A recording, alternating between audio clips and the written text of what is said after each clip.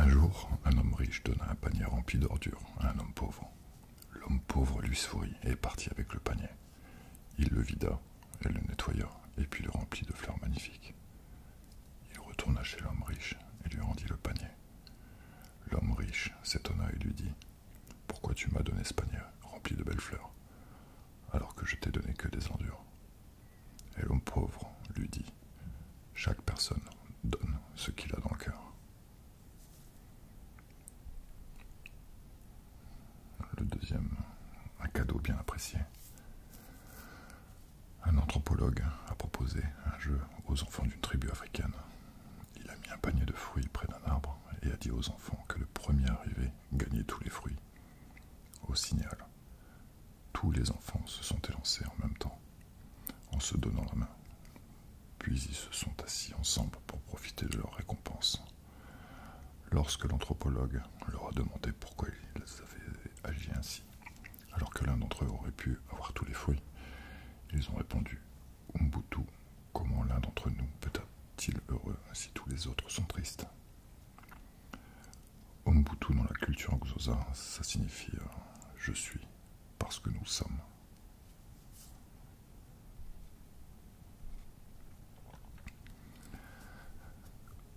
Un maître zen vit un scorpion se noyer et décida de tirer de l'eau. Lorsqu'il le fit, le scorpion le piqua. Par l'effet de la douleur, le maître lâcha l'animal, qui de nouveau tomba à l'eau en train de se noyer. Le maître tenta de le tirer une nouvelle fois, et l'animal le piqua encore. Un jeune disciple qui était en train d'observer se rapprocha du maître et lui dit « Excusez-moi, maître, mais vous êtes têtu, ne comprenez-vous pas qu'à chaque fois que vous tenterez de le tirer de l'eau, il va vous piquer ?» Le maître répondit « La nature du scorpion est de piquer, et cela ne va pas changer la mienne, qui est d'aider. » Alors, à l'aide d'une feuille, le maître tira le scorpion de l'eau et sauva sa vie. Puis, s'adressant à son jeune disciple, il continua « Ne change pas ta nature. Si quelqu'un te fait mal, prends juste des précautions. Les uns pour suivre le bonheur, et les autres le créent. Quand ta vie te présente mille raisons de pleurer, montre-lui que tu as mille raisons de sourire. Préoccupe-toi plus de ta conscience que de ta réputation, parce que ta conscience est ce que tu es. Et ta réputation, c'est celle que les autres pensent de toi. Et ce que les autres pensent de toi, c'est leur problème.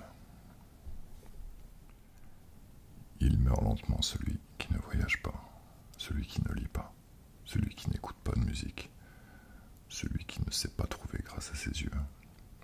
Il meurt lentement celui qui détruit son amour-propre, celui qui ne laisse jamais aider, celui qui ne se laisse jamais aider.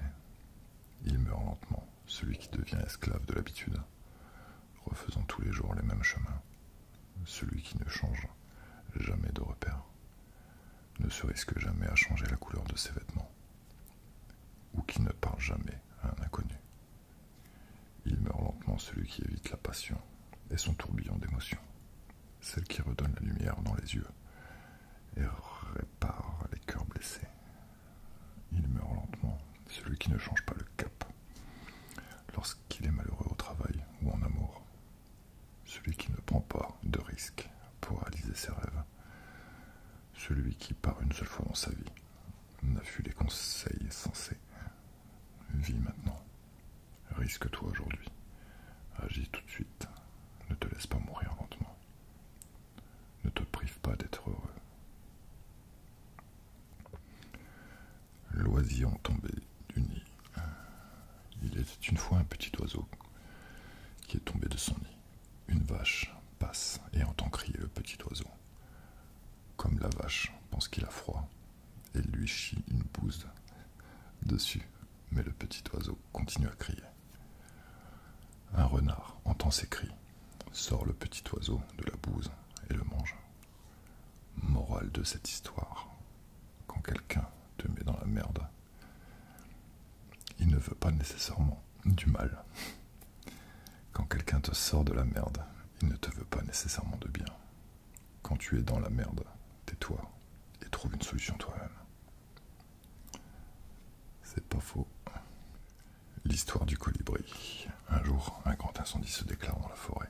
Tous les animaux terrifiés observent, impuissants, ce désastre.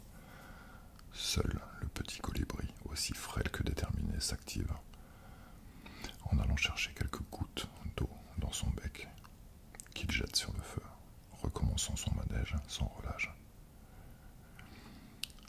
Au bout d'un moment, le tatou, agacé par cette activité, à ses yeux inutiles, lui dit « Colibri, tu n'es pas un peu fou. Tu crois que c'est avec ces gouttes d'eau que tu vas éteindre le feu. »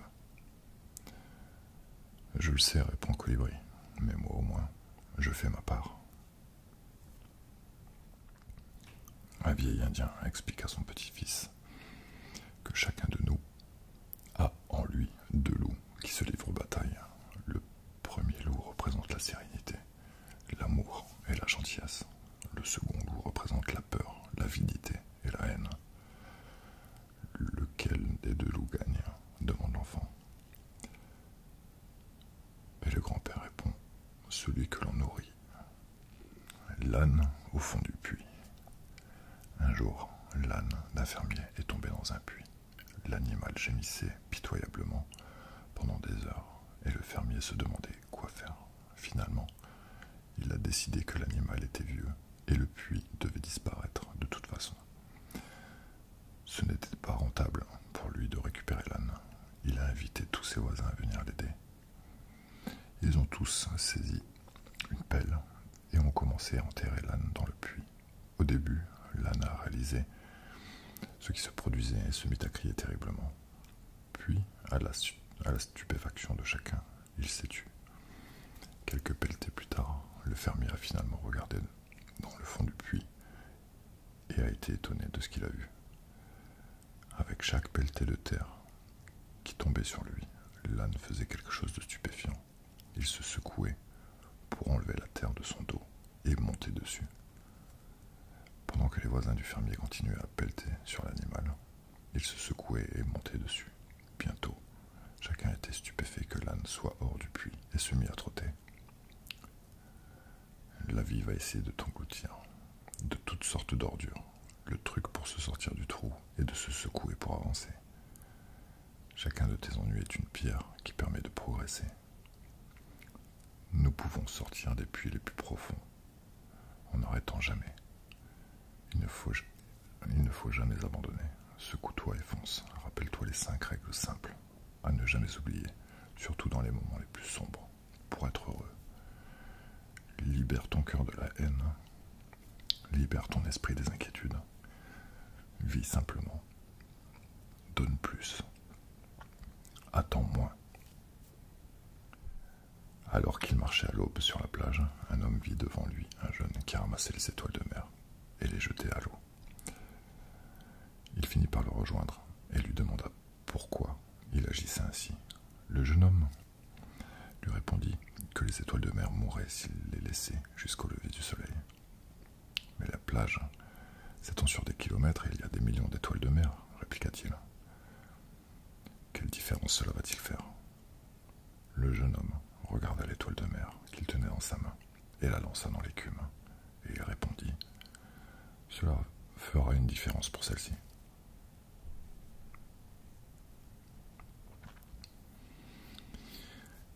Il était une fois une course de grenouilles organisée dans un petit village du bord du Mékong. Le tracé de la course avait été confié à un jeune villageois qui, dans le souci de plaire au chef du village, avait placé la ligne d'arrivée au seuil de sa maison, située en haut d'une grande colline. De l'aveu de tous, le trajet paraissait très difficile, voire impossible. Dans le dénivelé fin, de l'aveu de tous, le trajet paraissait très difficile, voire impossible, tant le dénivelé final était exigeant. Cela attisait toutefois la curiosité des badauds, qui se pressèrent pour assister au départ de la course. D'autant que le chef du village, manifestant son intérêt, gagea une prime importante pour la grenouille qui parviendrait à accomplir un tel exploit. Beaucoup de gens se rassemblèrent pour assister à l'événement. Et le départ fut donné. En fait, les gens ne croyaient pas possible que les grenouilles atteignent la cime, et toutes les phrases que l'on entendait furent impossibles, elles n'y arriveront jamais. Les grenouilles commencèrent peu à peu à se décourager, toutes, sauf une, qui continua à grimper, et les gens continuèrent. Vraiment pas la peine, elles n'y arriveront jamais. Et les grenouilles s'avouaient vaincues, sauf une, qui continuait de grimper envers et contre tout. Et les gens continuèrent. C'est prévisible, une telle entreprise était vouée à l'échec. À la fin, tout abandonnèrent, sauf une grenouille, qui, seule et au prix d'un énorme effort, atteignit le sommet de la colline et franchit victorieuse la ligne d'arrivée. Les sages du village, stupéfaits, voulurent alors savoir comment la petite grenouille avait pu accomplir un tel exploit. On l'examina sous tous les angles pour enfin découvrir sa particularité. Elle était sourde. Une vieille légende hindoue raconte qu'il y eut un temps où tous les hommes étaient des dieux. Mais ils abusèrent tellement de leur divinité que Brahma décida de leur ôter le pouvoir divin et de le cacher à un endroit où il leur serait impossible de le retrouver. Le grand problème fut donc de lui trouver une cachette. Lorsque les dieux furent convoqués à un conseil pour résoudre ce problème, ils proposèrent ceci: enterrons la divinité de l'homme dans la terre. Mais Brahma répondit: non, cela ne suffit pas, car l'homme creusera et il le trouvera. Alors les dieux dirent: dans ce cas, jetons la divinité dans les plus profonds des océans. Mais Brahma répondit à nouveau: non, car tôt ou tard, l'homme explorera les profondeurs de tous les océans, et il est certain qu'un jour, il la trouvera et la remontera à la surface. Déconcertés, les dieux proposèrent: il ne reste plus que le ciel. Oui, cachons la divinité de l'homme sur la lune. Mais Brahma répondit encore: non. Un jour, l'homme parcourra le ciel, ira sur la lune et la trouvera. Les dieux conclurent: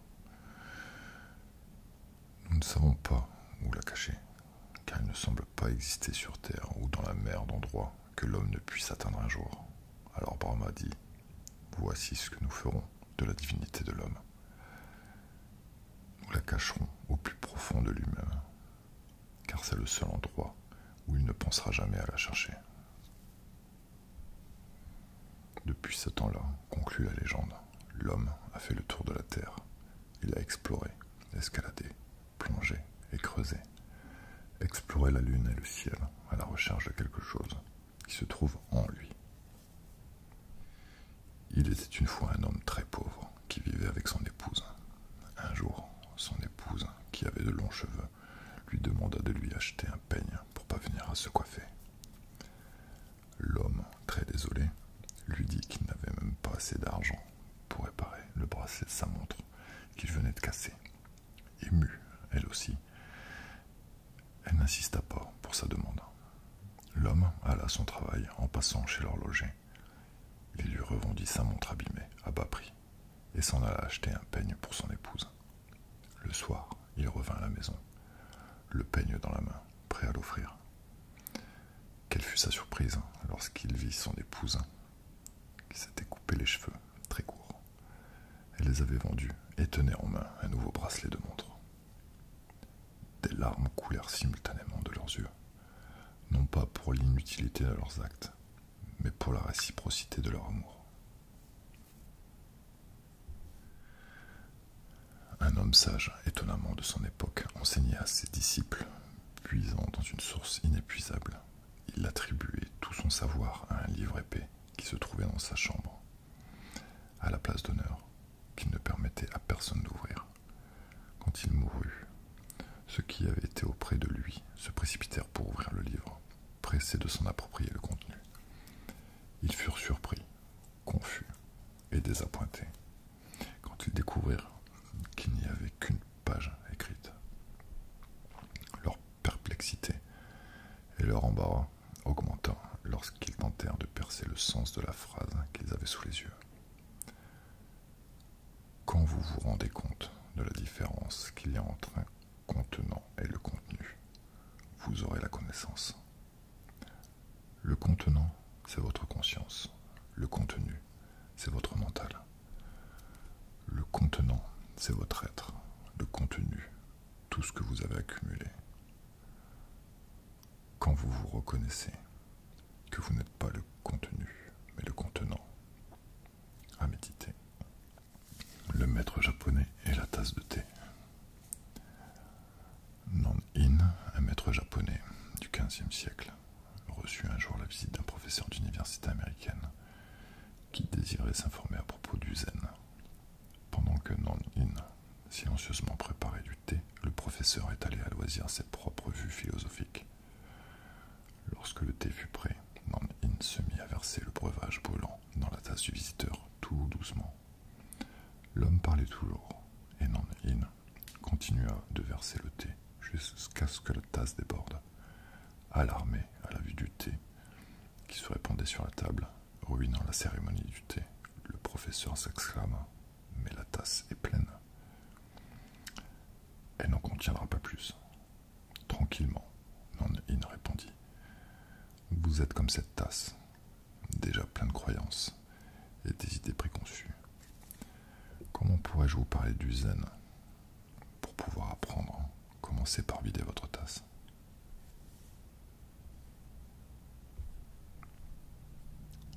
Voilà, j'espère que cette vidéo vous a plu.